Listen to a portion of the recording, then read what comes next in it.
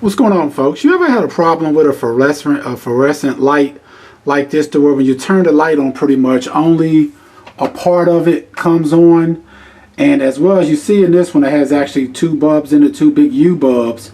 But when you turn the switch on, only one of the bulbs halfway comes on. The other bulb doesn't come on at all. The problem that you have is that your ballast is basically going bad, and you may need to change that out to make this light work correctly. Sometimes it can be that the bulbs are going bad, but most time when it's like this, especially if you change the bulbs out, it's your ballast that's bad. And I'm going to show you how to change this out. Alright, so if you can see right here, pretty much, this is your ballast right here that you need to change out. This is what's causing your problems when, like I said, when your lights won't come on all the way. It's because this needs to be changed out. A lot of times you open up basically the door of your light, or the opening where you would change out your bulbs and stuff at, you'll have a white covering like this that's pretty much over top of it. And normally to get this out, you just kind of want to squeeze it and pour down on both sides a lot of times, and normally this whole cover will come off, and then you'll have access to your ballast right here. And some of they may have screws in some of these that you're taking off, so just look at it real good. But if you don't see anything, just squeeze it on both sides. Normally this pops off, and this right here would be your ballast. This is pretty much what's going bad on your light itself. So what you have to do now is just disconnect this one, take it out, and then you would just basically splice in another one by cutting these wires and matching up the new one into this light. So what you're going to be doing is, I'll show you in a second. And if you want to completely, and also when you're taking this out, you want to make sure your power's off.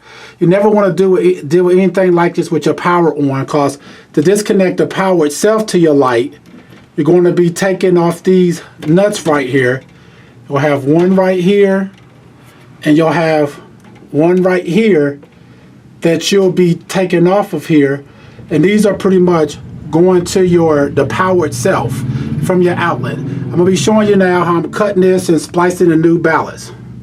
Alright folks, so now that we have the pretty much light out, we pretty much took the whole light assembly down. It would just be easier for me to work on this, and plus I'm going to be actually switching it out for LED assembly versus this one right here, which is pretty simple to do. But to change out your ballast in these lights, what you'll see is I have to remove this bulb right here to get to my ballast. So it just kind of comes out like that. And if you see this big white piece right here, normally all you have to do is kind of squeeze. It's always popped out right here. Kind of squeeze it, it'll pop out. And normally do the same thing kind of the other side, and this whole piece will come out. And right here, this is your ballast right here. I've pretty much already disconnected it. Alright, if you can see right here, what I did first was I went on to separate the wires out. I got these two wires right here that's coming. I'm going to cut these. I have this 2 red and 2 blue that I'm going to cut. I got to cut these 3. You don't need to worry about cutting these right here. This your black and your white wire, because these wires right here are actually the wires that's going to go to your electrical part on your coming from your house when you reinstall it right there. So what I am cutting is these over here. So first what I'm going to do is go ahead and take this ballast out. Just like I said, come right here. You should see like a Phillips screw or something. You just want to remove that screw. And once you remove that screw, what should happen is your ballast should be loose. So then I just pull it from this end. See, pull it back from underneath fire, and it'll be free like that. Now that I have that loose, I'm going to go ahead and use some wire cutters.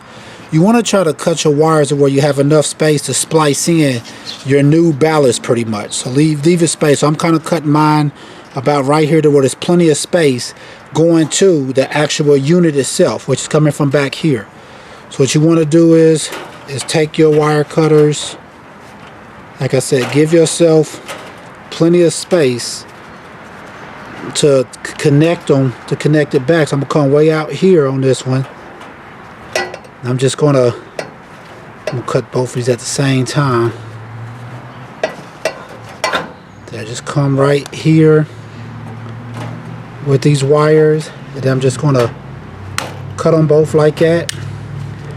Same thing with the blue wires. Come about to the same spot. Like I say, you want to make sure that you have a lot of space to connect your new ballast. So I'm going to come about right here. with them, and then cut those. And then this one, I've already cut this one, so I'm just going to come right here with this one right here, cut it about even with the other one. So I'm going to cut it about right there. See, now that I have all those wires cut, now what I should be able to do is just completely remove this old ballast. See, now I have this whole ballast.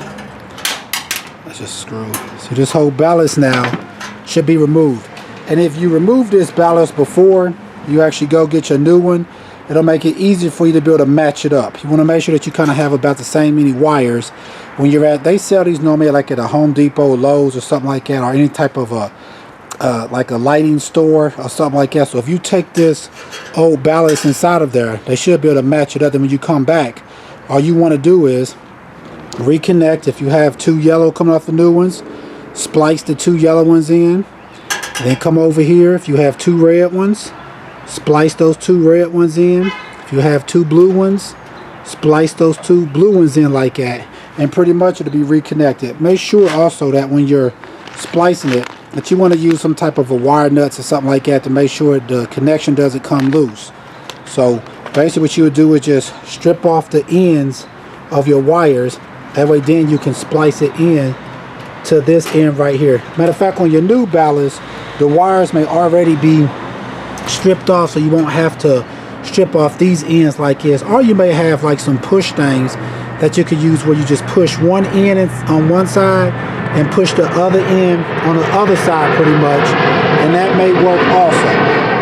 Alright folks, once again, this is how you would change out a ballast on a fluorescent light if the light for some reason won't come on, or it's coming on partially but the bulbs won't completely come in. Most likely what your problem is you have a bad ballast, which is what this is right here, and it needs to be replaced. I mean, you could get these normally between, you know, $15 and $25 or something like that to put into your old light fixture.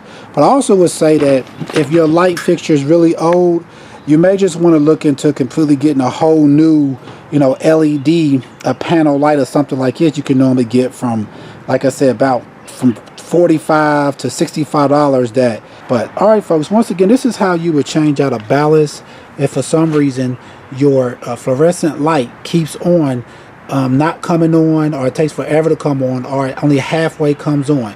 Most likely your problem is that you have a bad ballast right here. It needs to be changed out. All right folks, please like, subscribe, and share, and check out the other helpful videos. Thanks.